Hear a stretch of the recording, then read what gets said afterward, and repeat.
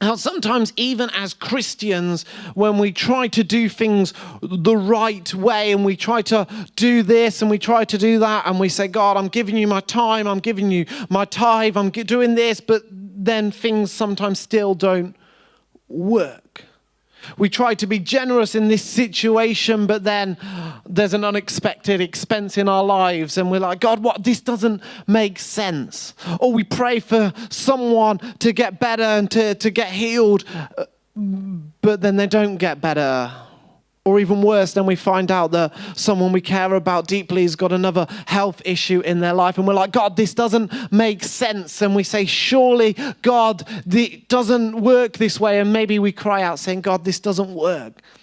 We need a better way. And what we want to do is look over the next few weeks at not just the truth that Jesus taught, although the truth that Jesus taught is important, but we want to look at the way that Jesus lived. It's not just about the words that he said, but about the way that he lived his life whilst he was on earth. And the way that he lived his life shows the truth. Sometimes it's not just about the words, but it's about the way that we live. We can say something, but our lives might not match up. I remember as a teenager in the youth room of our church, there was a poster up on the wall, and it said, if you were convicted for being a Christian, if you were arrested for being a Christian, would there be enough evidence to convict you? Because sometimes the truth that we say doesn't always match up with the lives that we live, does it? And I think the way that we live our lives is important, but we don't always focus or we don't always look at the way that Jesus lived his life. And so that's what we're going to do over the next few weeks. That's what we did last week. That's what we're going to do this week as well. We're going to be looking at the way that Jesus lived his life.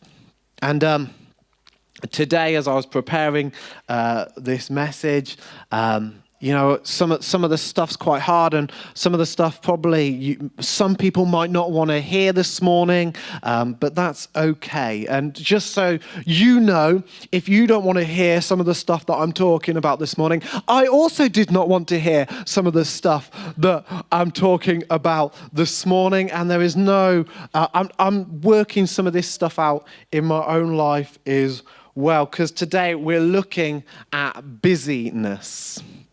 And when we're too busy for what really matters. Are we too busy sometimes for what really matters? Sometimes we wear busyness like a badge of honor, don't we? How are you? Oh, I'm very busy. Very busy. Oh, yes. And busyness is, we often share stories of our lives, and I've got it here on my notes. We're talking about busyness, and the fact is I was writing this in a car whilst waiting for something, grabbing half an hour here, grabbing half an hour there to say, and that's the reality of life. Sometimes we squeeze things in and we squeeze extra bits in, and sometimes we keep on adding bits onto our lives, and we say, it's okay, it's only one more thing, but then after a couple of months, that increased speed, that increased weight, that increased extras, maybe we've stopped and we just feel a little bit overwhelmed in life. And I don't know about you, maybe there's some people here in the room, actually, and it might not just be the stuff that we do, it might be the emotional stuff and that weight, but you feel overwhelmed with everything that's going on. There's just extra pressures at work, there's extra pressures in your family life. You feel like, I should be doing this, I should be doing this, I should be doing this. But there's no time to get it all in. We were driving yesterday, and sometimes, we're driving in the car. We've been driving 2 minutes. The kids are already doing our heads in, arguing about this, arguing about that. I've already nearly crashed because the kids are arguing, and the baby's crying because, well, who knows? But the babies always cry in the car, and I'm like, I just want to get to our destination, and so I slowly start to increase the speed, thinking this will make an incredible difference, and then I slowly increase a bit more, and then I look down and I'm going far above the speed limit. And sometimes life's a bit like that. We just add on, and then we look down and we say, whoa, what is this pace of life? Because we're actually There's too much going on. And sometimes then we're too busy for the things that really matter in our lives. And we're too busy for the lives that we actually want. We're too busy for the lives that God has for us. And sometimes we're our own greatest enemy. The things that we do and the lives that we live are the biggest obstacle. They're the biggest obstacle in the way for us becoming the people that God wants us to become, or the people that we want to become. And so today we're going to say, what happens when we are too busy for what matters? Because I think most of us probably in this room would say we are busy, and that's the reality of life. We all have stuff to do. We all have essays to write. Well, not me, but if you're a student, you've got essays to write. I don't have any essays to write. Gone are those days. I remember I was talking to someone yesterday, and he was telling me about the church that he was at, and I said, oh yeah, the Mike Dibbins church. I said, I know him. And I was trying to work out how I know him. And this man said, oh, you did your master's degree with him. I said, I can't even remember doing a master's degree. I remember those days, but I blocked it from my mind, writing essays. I don't envy you, but we've all got stuff to do. We've all got money to earn. We've all got, might have children to raise. We've got extra people to take care of in our lives. We've got stuff to sort. We've got dinners to cook. We've got washing up to do. We've got a basket of ironing that is overflowing. And we get busy. And so then we don't have time to read. We don't have time to reflect. We don't have time to have a meal with friends. The good news is if you're like that, so are the majority of other people in this room. They're also busy because busyness seems to be a way of life. And I think most people are busy. Pretty much everyone is busy. But there was this one guy who never seemed to be busy. And his name was Jesus. And it's a horrible, horrible thought because it's a great big challenge in our lives when we look at the life of Jesus and the way that Jesus lived. He was never busy. And I'm like, Jesus, how did you manage that? You've got a pretty big assignment. You had a lot to accomplish. But when we read about it, there's never a sense of busyness. There's never a sense of rushing around. We never read about when Jesus says to someone, oh no, I'm too busy today. We don't see one of the disciples become his PA and say, I can squeeze you in a month's time between 11:53 and 11:57. Can you just email that over to him and he'll deal with it later? Jesus wasn't busy. And I want to be a follower of Jesus. And sometimes the way that we live lives, hey, they're the obstacles for the lives that we actually want.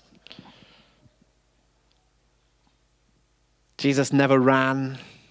Jesus never rushed. Jesus never shouted at his disciples to get a move on. Now, don't get me wrong. I believe that Jesus was busy with important stuff, but he was never rushed. In Mark chapter 2, verse 14, it says this. It's going to come up. As he walked along, he saw Levi, son of Alphaeus, sitting at the tax collector's booth. Follow me, Jesus told him. And Levi got up and followed him. Two things to highlight from this. Number one, as Jesus walked along. As Jesus walked along. Not ran along. Not got on his horse and rode along. Didn't say, hey, I'm the Son of God. I deserve to be able to float along or teleport along or have a hovercraft or just even a car.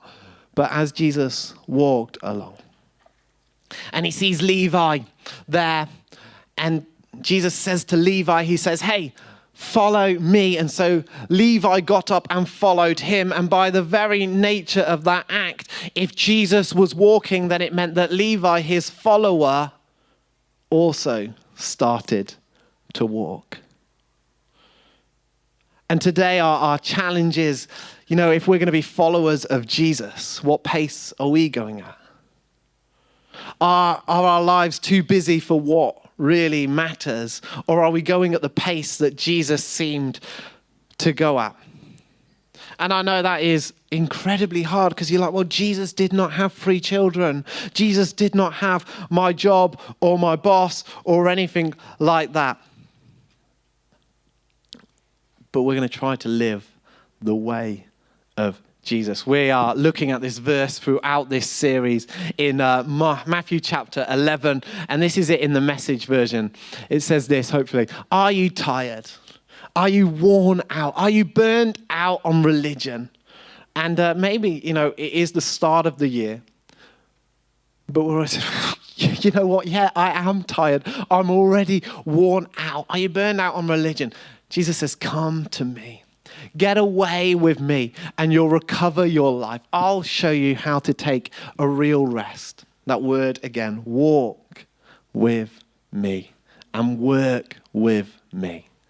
Watch how I do it. Gets worse, I think, when we look at the actual life of Jesus, because Jesus, he only lived on earth for 33 years. That's not long, and I'm over the age of 33 already. I know, shock, horror. And I look at my life and I'm like, what have I accomplished in my life? Like Jesus was already, saved the world by the time he was under my age. What have I done? And Jesus only lived for 33 years. And the worst thing is Jesus waited until he was 30 years of age before he really started to do anything. And so there was only 3 years of Jesus' life that we can focus on. And so Jesus at the age of 30 starts to think, well, maybe I should start my ministry now. We should get going. And do you know how Jesus started his 3-year ministry? He took a sabbatical. He got away for 40 days in the desert by himself. And I told you it would be frustrating when we really look at the life of Jesus, because I ain't got time for a 40-day sabbatical. I've not got time for this because I'm too busy. And we become too busy for what really matters in our lives.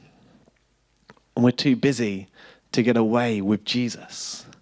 And we become too busy for what really matters.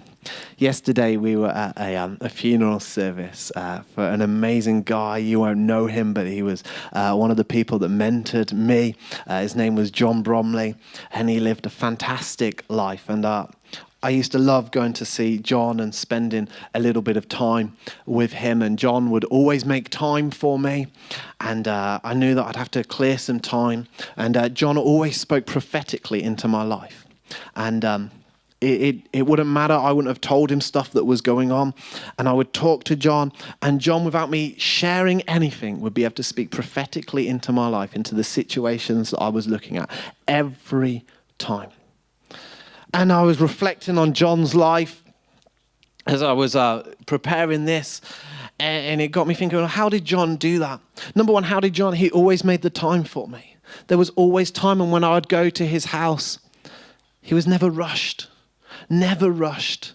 Never wanted me to go. Never saying, come on, I've got my next appointment coming up, Marcus. I've got someone else that I need to see. Now, there was never a rush, despite the different things that he was doing.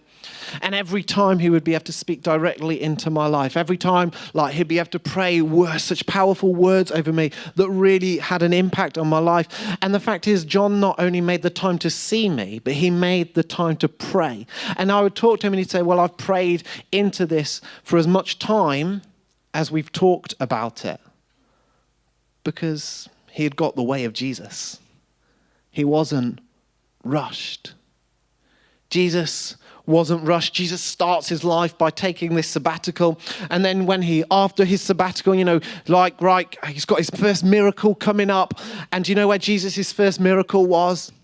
It was at a wedding. And it was near the end of the wedding. Now, we've got a few weddings coming up this year, which I'm really excited about. I love a wedding, but we also are the people that generally leave weddings early. I'm like, because weddings generally, they tend to be on a Saturday. And we generally tend to have church on a Sunday, which is quite an early start. And there's always lots of stuff to do on a Sunday morning. And we've got to prepare this and we've got to prepare that. And we've got to get back from the wedding. And so we're looking at our watches and it's like, all right, they've made the speeches now. So when is an appropriate time for us to slide out the door and make a quick exit? Jesus stays at this wedding, which isn't the example that I want from Jesus. I want an excuse to sneak out because I've got stuff to do. And weddings in this culture, they lasted more than one day. But we know it's near the end of the wedding. Why? Because they've ran out of wine. And Jesus, okay, so I'm like, fine, they've ran out of wine. The wedding might start to wrap up now. An excuse to go home. But what does Jesus do? He turns water into wine. He makes the wedding even longer. Because Jesus wasn't rushed. He stayed at the wedding till the end with people, with family, with friends. Not rushed about. There's another miracle. There's lots of miracles that Jesus does. But Jesus, he's walking along and Jairus, he comes to Jesus, this big, important man, and he says, Jesus, my daughter, she's dying.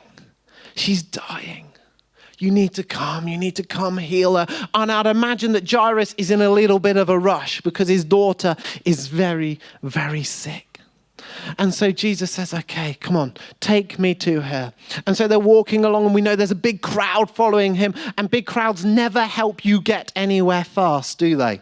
So there's this big crowd, and I'd imagine that Jairus is getting more and more agitated, saying, come on, Jesus, come on, we need to go and heal my daughter.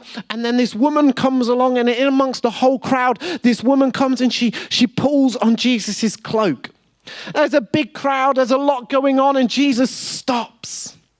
And I imagine Jairus kept on walking, turns around and is like, Jesus, what are you doing?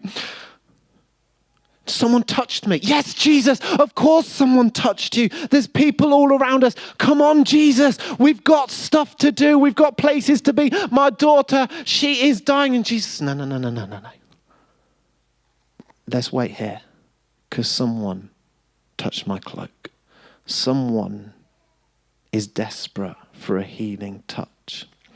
And despite the fact that there was a pressing agenda, Jesus stopped. And this woman comes forward. She says, it was me. I touched you. And this woman had had this issue for years and years. She'd been here, she'd been there, she'd been everywhere. And she had had this issue of bleeding for so long. And again, if I'm like Jairus, I'm like, well, Jesus, she's had it for years already. What's another few hours? Come on, let's go. But Jesus stops. And Jesus heals. And as Jesus is healing this woman with the issue of blood, word comes that they're too late and that Jairus' daughter has died. But Jesus says, no, we're going to go anyway. Because here's the thing, Jesus is the controller of time. It doesn't have the same restraints on him that it does on us, and he heals Jairus' daughter anyway. Jesus never rushed.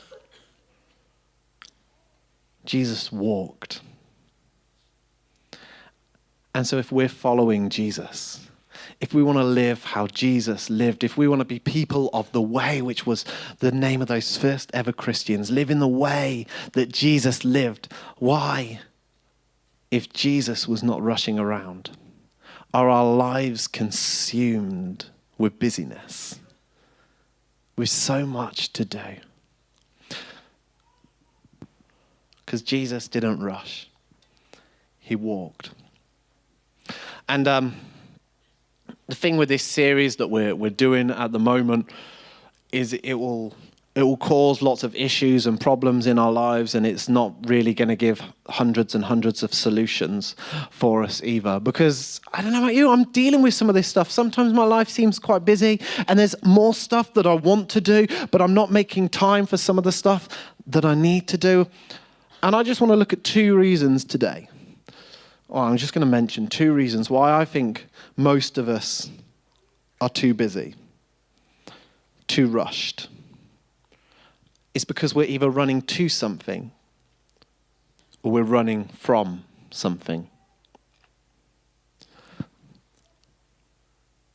We're running from insignificance and we're running to acceptance.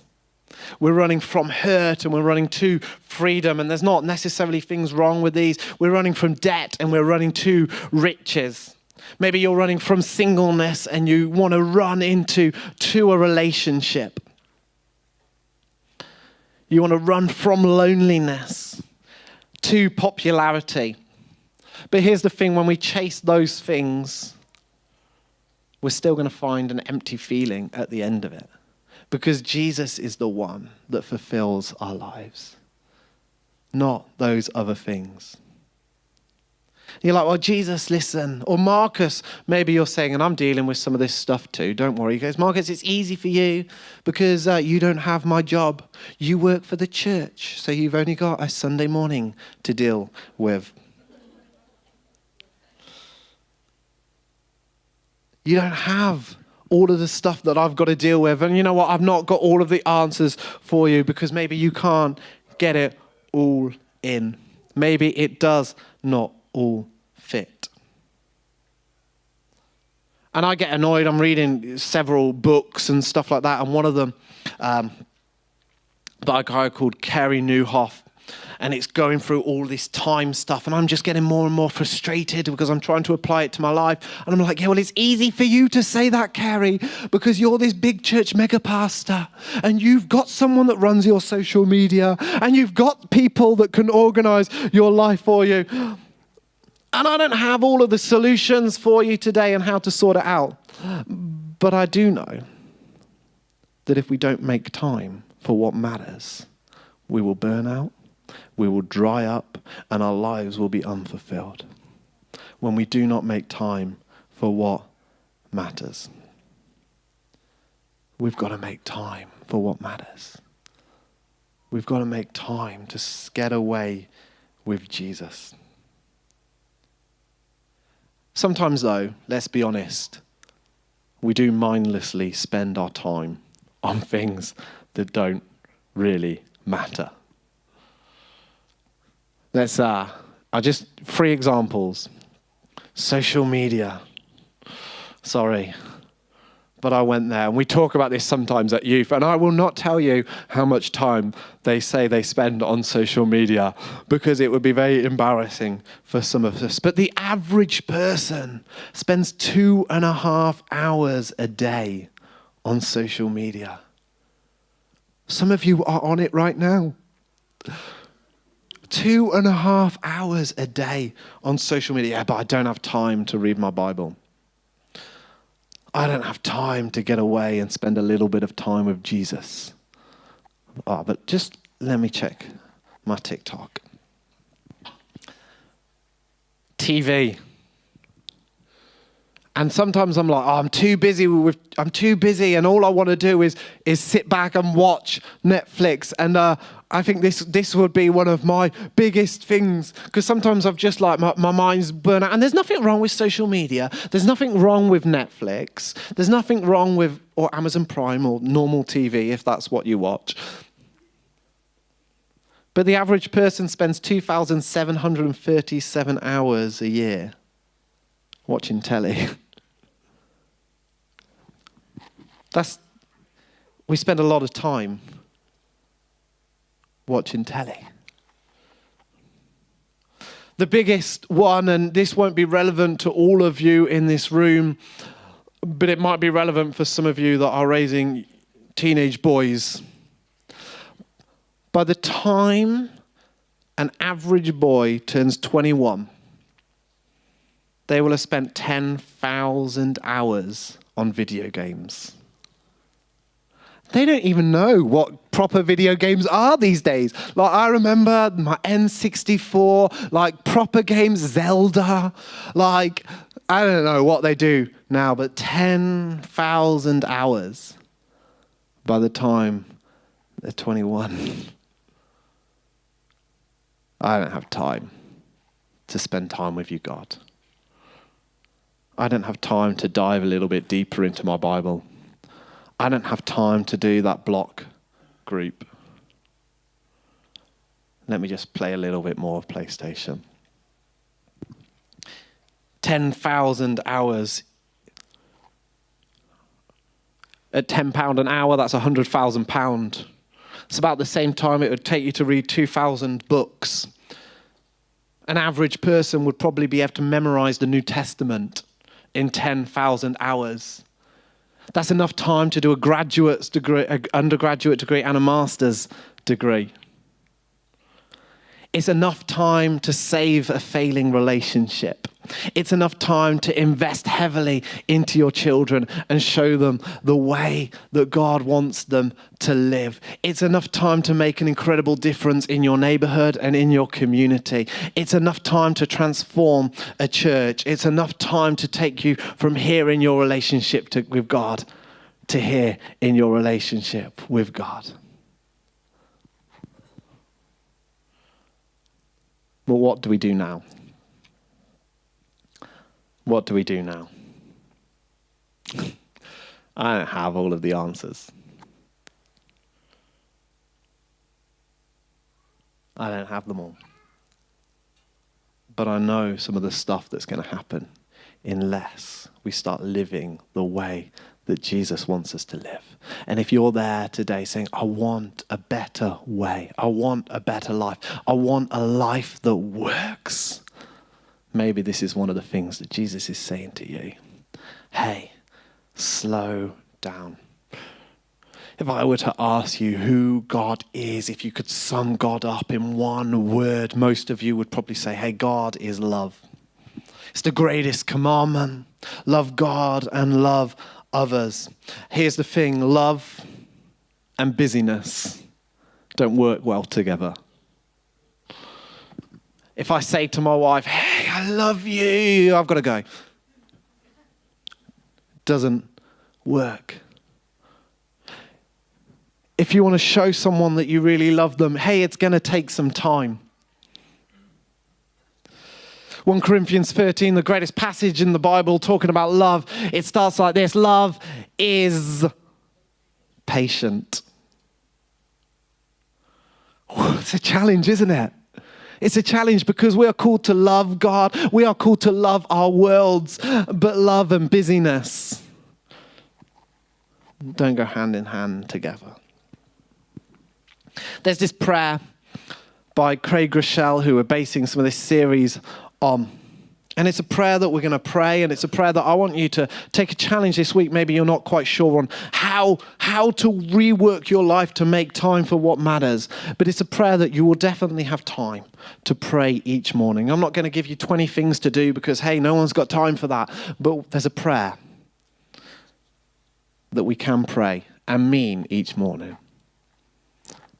And it's this: God, help me walk slowly enough to experience Jesus fully and love people deeply.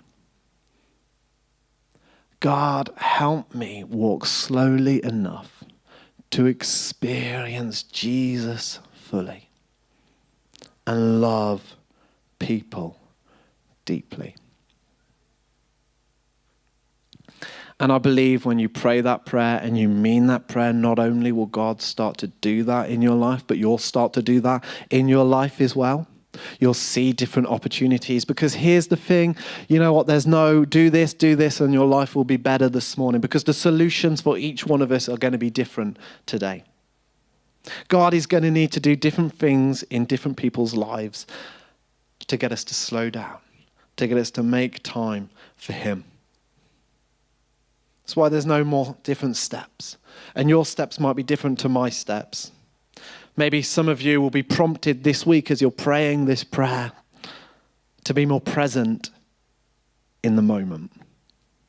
Maybe that's the moment with God. Maybe that's more present in the moments that you've got with your children, with your spouse, with people that you love. Maybe for some of you, as you start praying this prayer this week, it's going to help you choose what's really important and get rid of what's not important. Maybe for some of you, as you pray this prayer this week, it'll help you sense God's presence more and recognize his voice more in his life, in your life. God, help me walk slowly enough to experience Jesus fully and love people deeply. Hey, why don't band come up?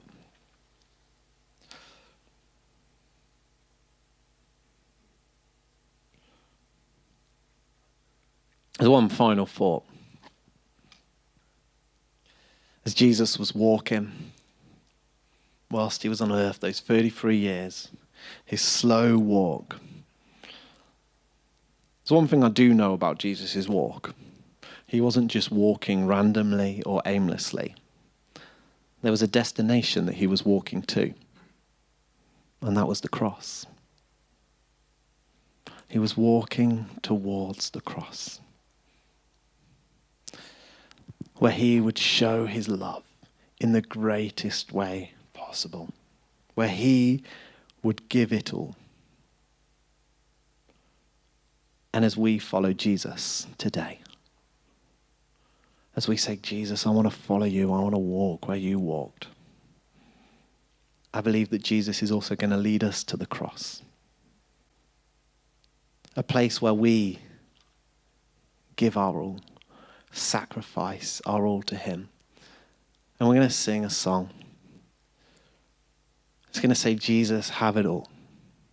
Take my life and lead me. And as we sing this today, allow God maybe to prompt some things in your life, but make that prayer to God. God, have it all. Have my time, have my diary, have my calendar. You can have it all, God. Help me to live a better life as I follow you. Amen.